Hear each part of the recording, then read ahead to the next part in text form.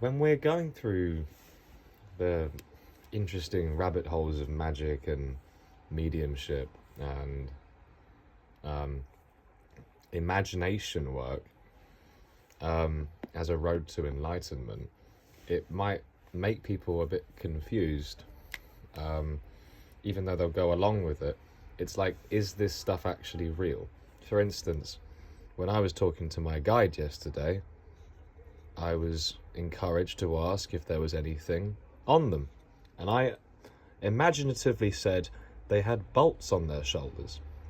Might be from stress. I just kind of made that up, really. I didn't knowingly channel it from a deity. I didn't see it with my third eye. I just pretended that that was what I saw. And she agreed. And then I explained why I saw that. And if you're not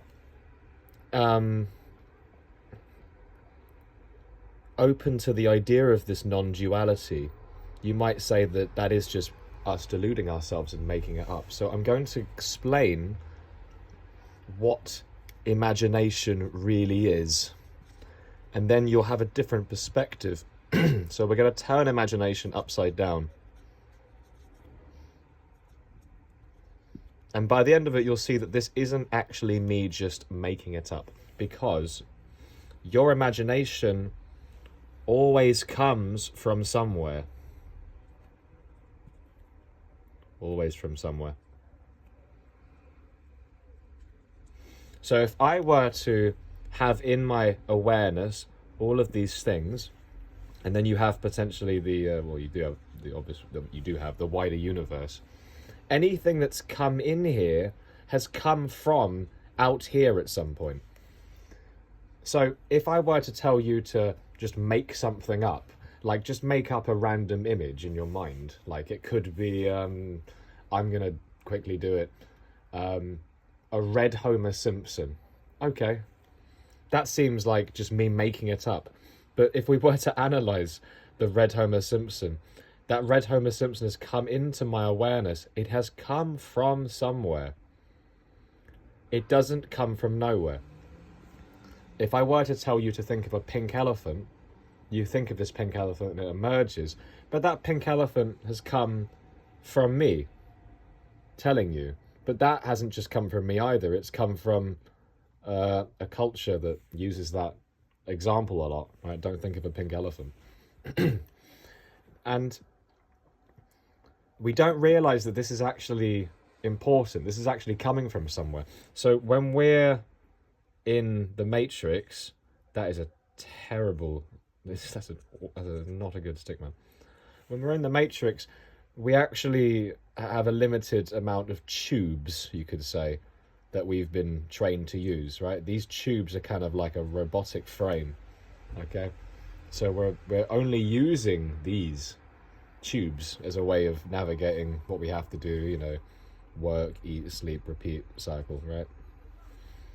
The whole nervous system is an antenna. So when we go into imagination and we say that there's something irrelevant or silly, like a red Homer Simpson, right?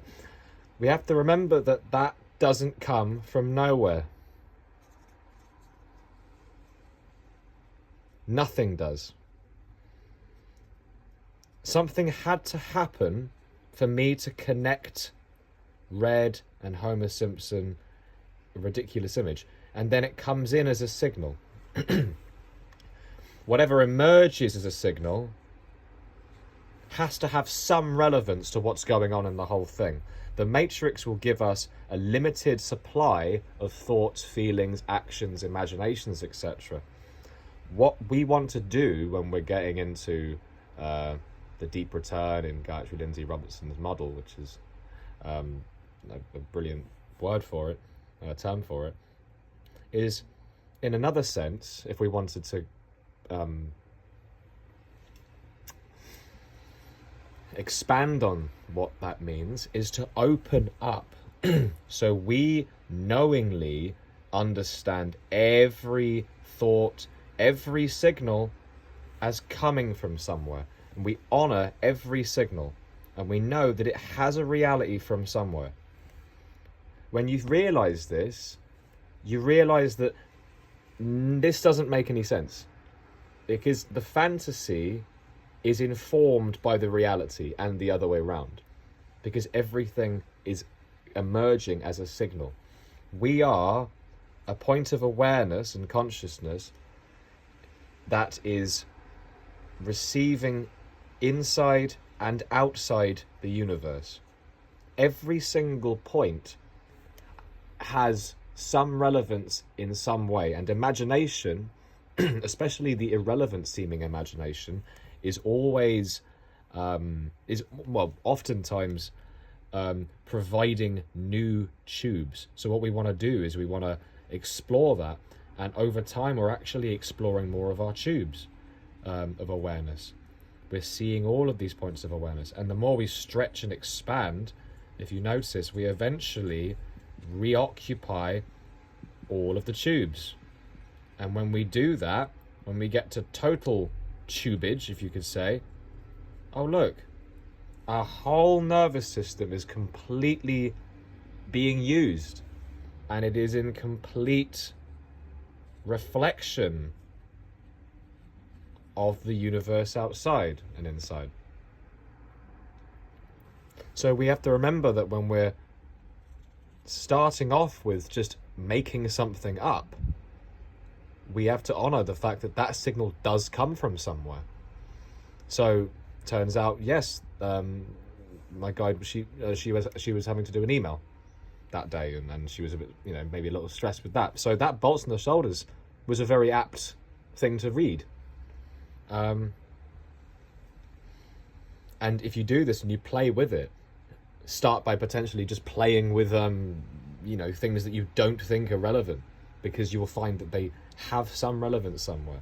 And what imagination, especially the random imagination that doesn't fit the box of the matrix, something ridiculous, has an origin point, and the nervous system is constantly trying to free itself up if we just let it. So the cosmos is live, being live streamed to your center and from your center awareness now. And all it takes is for us to listen.